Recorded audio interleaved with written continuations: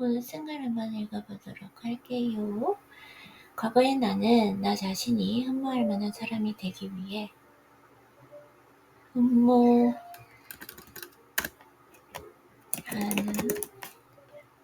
나 자신이 스스로 흠모하는, 이게 좋을 것 같아요. 그쵸? 좀 고쳐볼게요. 스스로 흠모하는 나 자신이 되기 위한 훈련을 시작하며 가장 먼저 말의 그릇을 다듬기 시작했습니다. 나는 말의 형태를 의식적으로 훈련했고 다양한 책을 읽으며 어떤 언어로, 어떤 목소리, 톤과 속도로 어떤 단어들을 선택해야 우아하고 품위 있는 사람이 될 수 있을지를 고민했습니다. 거울 앞에서 나는 말투를 관찰하고 단어 하나하나가 갖는 그 온도와 무게를 느끼며 매일을 성찰로 채워갔습니다.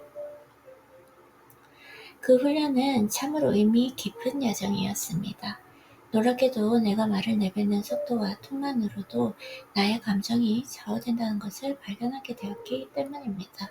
특히 분위기에 휩쓸려서 감정이 요동칠 때 목소리의 높낮이나 말의 흐름을 유지하려는 그 훈련은 단순한 기술을 넘어서 나 자신의 내면을 조율하는 일이었습니다. 그것은 마치 폭풍 속에서도 흔들리지 않는 등대를 지키는 일 같았습니다. 그러나 이상한 일이 일어났습니다. 그렇게 말의 격을 높이려는 훈련을 지속하면 할수록 나는 점점 더 침묵을 훈련해야만 했습니다. 말이라는 것이 얼마나 모호한지, 얼마나 허약한 도구인지 그 실체를 마주하게 된 것입니다. 어떻게 말하면 더 우아할까? 어떻게 더 따뜻하고 지적으로 보일까? 끊임없이 갈고 닦았지만 결국 내가 얻은 통찰은 이것이옵니다. 말은 궁극의 힘이 아니다. 그 순간부터 나는 말보다 침묵을 훈련하기 시작했습니다. 하지만 침묵은 생각보다 훨씬 어렵습니다. 말하고 싶은 욕망, 자기를 드러내고 싶은 본능, 그 속에 감춰진 과시욕이 끊임없이 내 안에서 솟구쳤기 때문입니다. 그러나 한 번, 두 번 침묵을 선택해보면 그 사이사이에 스며드는 말은 궁극의 힘이 아니다.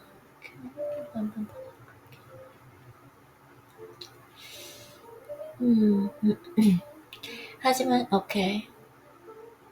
그러나 한 번, 두 번 침묵을 선택해보면 그 사이사이에 스며드는 나 자신을 볼 수 있습니다. 말보다 더 깊고 고요한 나를. 인간의 목소리는 그의 내면을 투영합니다. 어떤 단어를 처음에 꺼내는지, 말의 속도와 리듬은 어떤지, 그 모든 것이 그의 생활과 내면의 풍경을 비춥니다.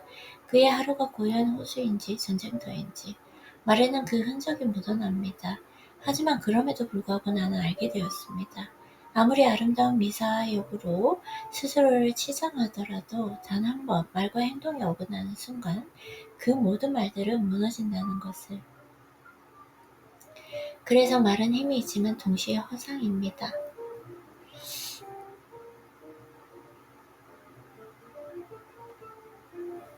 이게 좋을 것 같아요.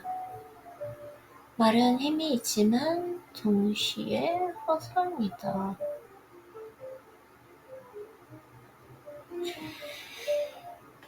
오케이. 실수를 했어요.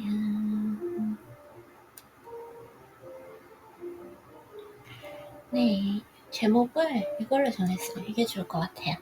그래서 말은 힘이 있지만 동시에 허상입니다. 인간관계도 마찬가지입니다. 우리는 종종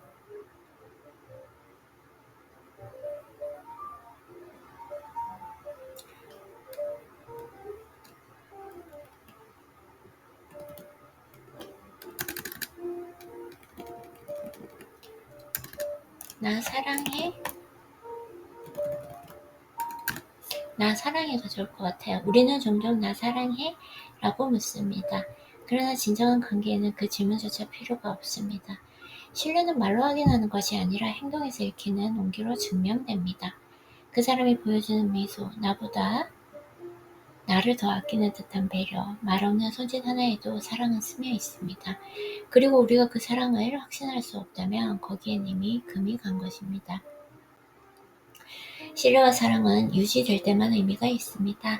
만약 그것이 무너지는 순간이 온다면 조용히 평온하게 그 관계를 마무리하면 됩니다. 마치 해가 지는 들판에서 천천히 걸음을 멈추듯이. 이거는 연결해서 좀 수정할 게 많아요. 그쵸, 오늘 글이. 그래서 나는 이제 알고 있습니다. 말은 있기도 하고 없기도 한 것입니다. 결국 나라는 존재는 내가 어떤 말을 하는가가 아니라 내가 오늘 하루 어떤 행동으로 나를 채워갔는가로 드러납니다. 타인도 마찬가지입니다. 말로 자신을 정의하려 애쓰는 이보다는 그의 하루에 묻어나는 결이 곧 그 사람을 말해줍니다. 그리하여 나는 말의 끝에서 침묵을 만났고 침묵의 끝에서 나를 다시 발견했습니다.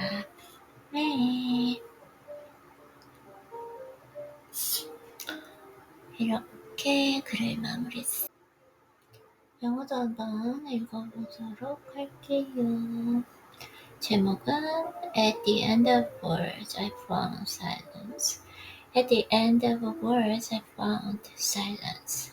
And the quiet I made myself. The training of speech. In the past, I began training myself to become someone I could admire, and the first step was to refine the vessel of my words. I practiced in speaking consciously vessel. Vessel. That's a really good expression, right? Vessel of my words.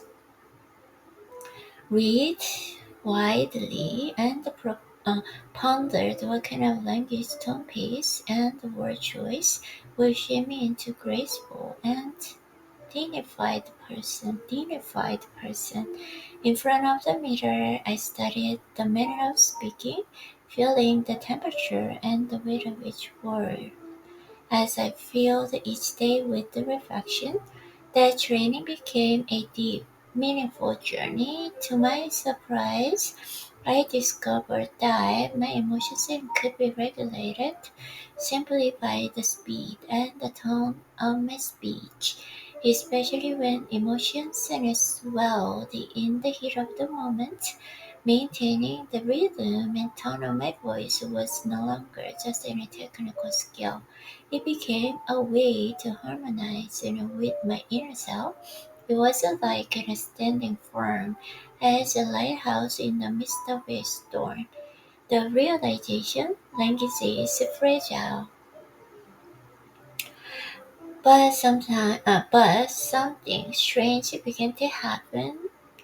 The more I trained myself to evaluate the level of my speech, the more I realized I also need to practice silence.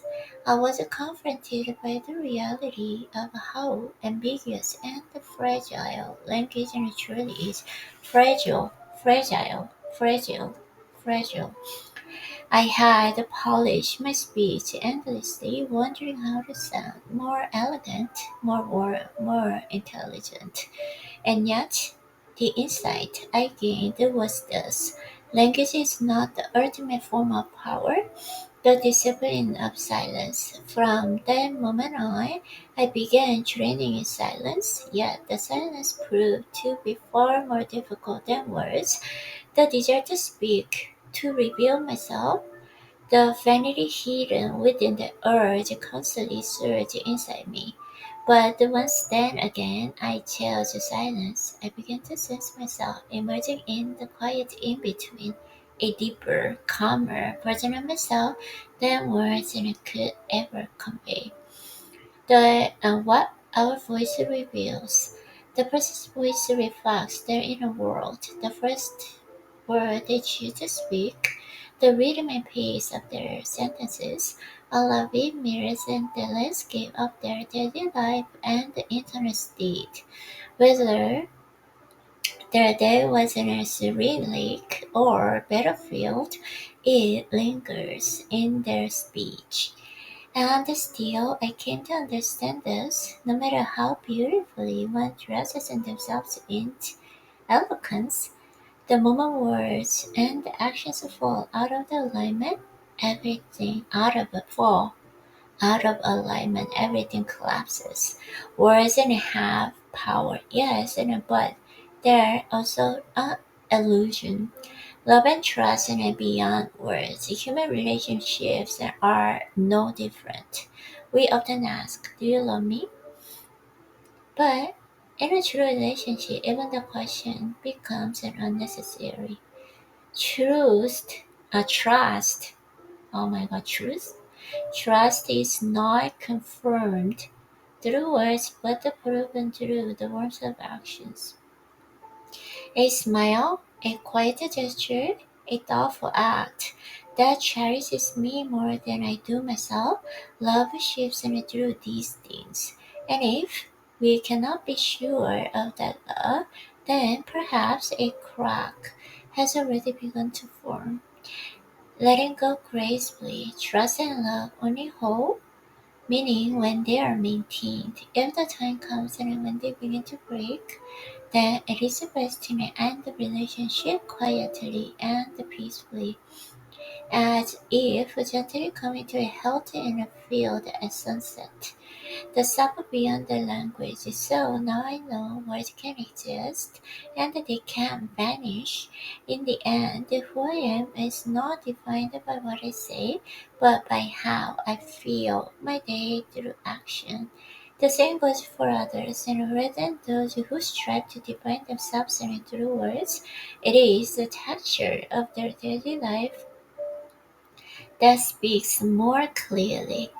Thus, at the end of the words, I encounter the silence, and at the end of the silence, I recovered myself. Okay, that's beautiful.